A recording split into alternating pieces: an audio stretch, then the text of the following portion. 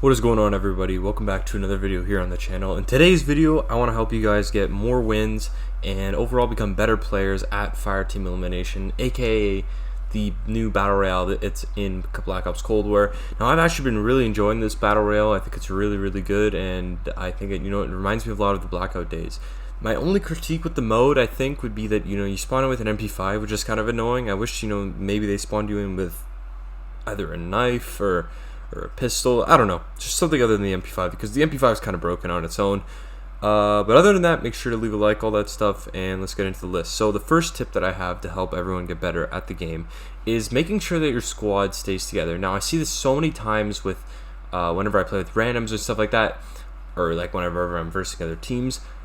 Squads sometimes are always mixed up. They have their teams at the left side of Ruka, someone's at the bottom, someone's on the left, someone's in the middle, and it just never works out because this is a team-based game mode. You need people covering all your back at all times, and you need, for example, if you're going against like an entire squad, you need, 3 extra people. You need that firepower in order to win. You're just not going to win if it's, if 1v4. You're just probably not going to win. Very small chance of that happening.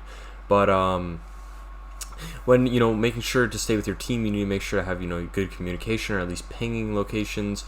You guys just need to make sure to stay together, as that's like basically the only way you'll win, because like I said, you can stay if you stay together, you can make call outs. If your team's getting fired at, people will say, oh yeah, where it is, yeah, there's the guy, okay, yeah, go kill him. And overall, you guys should just stay alive longer. You guys can revive each other. It's just overall a better thing. So that's my very first tip.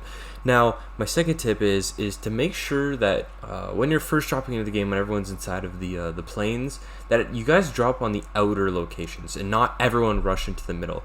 Now, I know it might seem like, oh yeah, there's more loot in the middle, and I want to get more action with more players, but the middle actually has less loot than on the outside, so I recommend you guys all drop on the outsides of the map, because first off, it's less populated because everyone's always dropping in the middle, and second off, it has more loot. So objectively, it is better to drop on the outsides of the map. So for example, if your plane's going over and you guys are going over the middle, be like, oh yeah, let's go ahead to like this part and ping like a very corner of the map, or ping like the very outside, wherever you guys are. Just make sure to land somewhere where you're all together, and make sure to land somewhere that's not highly populated, because if you drop in right away, let's say you go to the middle, everyone in the match is going to the middle, and if everyone match is going to the middle, it's just going to be one giant mosh pit, and you're really not going to survive. If you do survive, it's a very rare chance, and you're probably going to die a few times, so you won't even get that much good loot.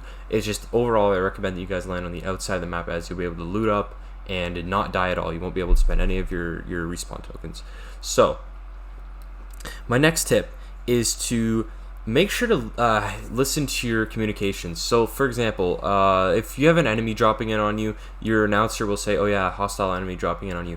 Make sure to listen to that. Like, don't like turn off audio or anything like that. Make sure to listen to that, because that is really going to help you out. Because for example, I was inside this house with my friends, as you can see here, and we had people dropping on us, and we could tell because all we heard was, oh yeah, hostile enemies dropping on you and stuff like that. So make sure to listen out for those cues. Make sure to listen for cues for chests, because chests will make a little bit of a ringing noise, and make sure to listen for enemy movement, stuff like that, as that's really going to give you a good advantage over the other players that aren't doing that. And let's say if someone's dropping in on you, they know you're inside the house, you don't know that they're there, they can sneak attack you and all that stuff. So make sure to have your comms open, make sure to be listening for those announcers and all that stuff, and this is like one of the most important tips, so make sure to do that.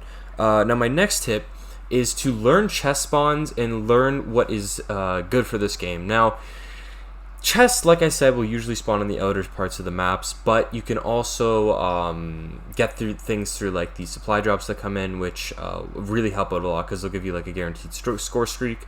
But the main thing for this tip is to make sure you know your chest spawns. Know where all the spawns are on the map. You know what the good locations are. Know what the bad locations are. Especially on Alpine, like most people don't drop at the forest, but yeah, the forest is actually the best spot for chests. So make sure that you loot. You know where all your chest spawns are, because you're going to be getting things like armor pouches, radiation vests, better weapons, a bunch of armor, score streaks. You need all that stuff, so make sure that you know your chests are, because that's how you get that stuff, and it'll give you overall a more strategic advantage over the other players that aren't maybe going out and looking for chests, or aren't going out and looking for supply drops. And yeah, so my final tip for this video is near the very end of the game, about like I think like when there's like a few minutes left in the game, the exfil chopper sign will pop up and it's going to be like, oh yeah, you can exfil here. But the tip is that because you can't exfil right away, you have to wait like a bit. So my tip is, do not rush the exfil as soon as it appears. Wait like a few minutes, because as soon as that appears, everyone always rushes to it because everyone wants to exfil first.